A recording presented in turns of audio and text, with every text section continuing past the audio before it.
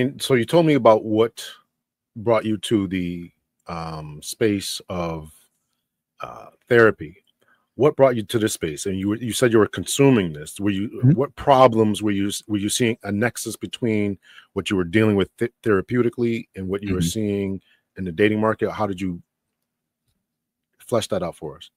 Yeah. The starting point was very, very early in my therapeutic trainings. I was starting to learn and observe some of the things that seem to lean a little bit more feminine in nature in terms of Mhm. confrontation, in terms of unconditional positive regard, just certain strategies and techniques that did very well with women. They wanted it, which explained why so many of them would opt to jump into therapy and want to drag their boyfriends or husbands along with them, because it leans so heavily into kind of how their communication styles tended to function in terms of how they processed information, in terms of how they would communicate about it. And I would notice this steep decline or a lack of interest in a lot of men to really, even men that kind of start off with it, they very, very quickly would be like, this isn't it. I don't like it. And I was, you know, at the time I felt it and I sensed it, but I couldn't quite understand exactly what was going on. And then when I started watching the manosphere type information, it all started to make sense. And the holes that I was noticing in the clinical practice, it was starting to make and fill the gaps and voids where there in my field in particular, we have what's called evidence-based approaches, and then we have Mhm. something called cultural considerations.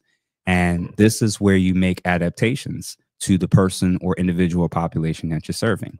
I noticed that they would do all of these culturally sensitive things for the LGBTQ population, for women, for this race or that race, handicapped people. It was all these unique things that was like seen as important that we had to curate our therapy and our approach to kind of acknowledge each said group.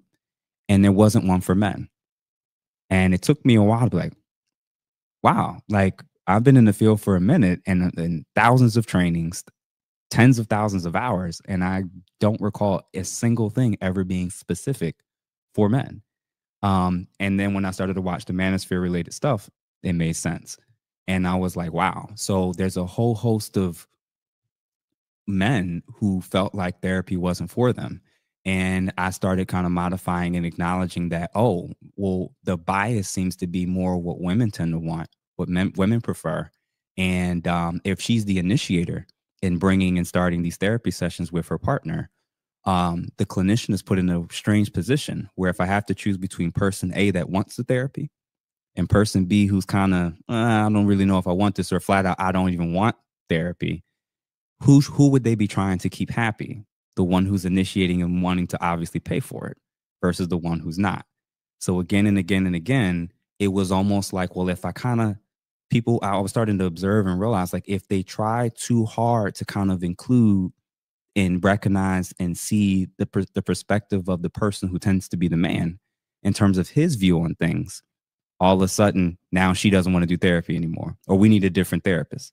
So I was recognizing that there was a built-in assumption, not always, but a lot of times, where the initiator assumes that the therapist is going to side with them. And then more often than not, it tended to be women.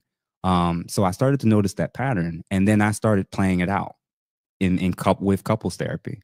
And when I would start to try to lean in a little bit more on what men are needing and his perspective on it, and then hoping that she can reflect it, I was noticing that these women who could have been going to therapy for years, even individually, this was the first time they're having to be asked to validate and acknowledge and see the perspective of the person they're married to. They were Mhm. so used to an environment that kind of insulated their viewpoint, that kind of fostered and propped up their wants, their desires, their feelings. And the therapy session was almost like the throne, where she can kind of put at the top of the throne her feelings and emotions to kind of dictate the marriage and relationship. And the therapist will kind of like christen, this is how she feels, this is what she wants. And if we satisfy that, all is well. And it wasn't really as much about what he would need or what he would want. So, I started to peep that and notice that. And I was seeing it rampant, not just with clients that were coming in, it was also with people who were working in the field. where they would make comments and remarks, and they never really were realizing that the things that they were saying about men and how broken men were because they weren't acting and seeing things exactly like women.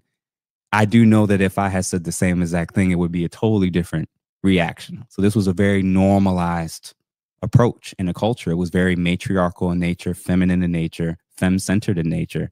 And, you know, it was a lonely experience until I realized that at this point, I think it's time to bring attention and bring light to it. I wanted to dig into that a little bit more, and you kind of talked about it just now. What was the feedback from other peers when you start bringing this approach? Did they say no, you're wrong, or try to push back against it? You talk about evidence-based approach. Did they say, oh, there's no evidence for this, or what was that Mhm. kind of feedback? Um, very minimal support from women. Mm, The ones that tended to be more supportive of it tended to be around my age bracket, mm, millennials, Gen Z. They're entering into an environment where it seems like men and women are a little bit more at odds than even, 20, 30, 40 years ago, where it's in the culture, it's on the internet. It's just this constant conversation about what's wrong with men, what's wrong with women, this gender war thing. So I think it's more on our minds right now as millennials and Gen Z to kind of think about what's going on, what's causing this, and do we only kind of fixate and focus on one group's grievances and not the other? Whereas people that tended to be more that works in the field, men and women who are, let's say, 40 plus, 45 plus, this isn't even on their radar. They have a lens and worldview where they've been working in the field so long that they've never even thought about the idea that there needs to be an approach that's more catered to and welcoming to men and their views and their perspectives. That's not even, they've been trained so long, they wouldn't even know what propaganda and indoctrination is or looks like. It's just what they live out. How do you think that we got to this particular point? And I've heard you address these education system, K through 12 education. How do you think that we got to this point where, at one time, psychology in particular was very focused on white males Hmm. and their psychology, right? That was all the studies and all that. And then next thing you know, we we got the complete opposite. The pendulum Hmm. swung completely to the other side, Hmm. where, as you just mentioned, therapy is now a browbeating session for men, Yeah. essentially. Yeah. So, Often, often it is. I would honestly say, and it's going to sound crazy to say, and eventually I feel like I'm going to cover this far more in detail. I think it was money related, believe it or mm, not. I think there was an understanding that in terms of susceptibility to marketing, to susceptibility of who to market to and who to sell to and who to pander to, I think that they recognized that it was easier to do that with women than it was to do that with men. mm, And if you can put a legitimate front behind said organization or field, now this is official. Now this is like the recommended thing you do when you have issues or when there's problems. You go to the therapist. And what I'm kind of bucking against is not all therapists are good. Not all theoretical approaches with the person in front of you is appropriate.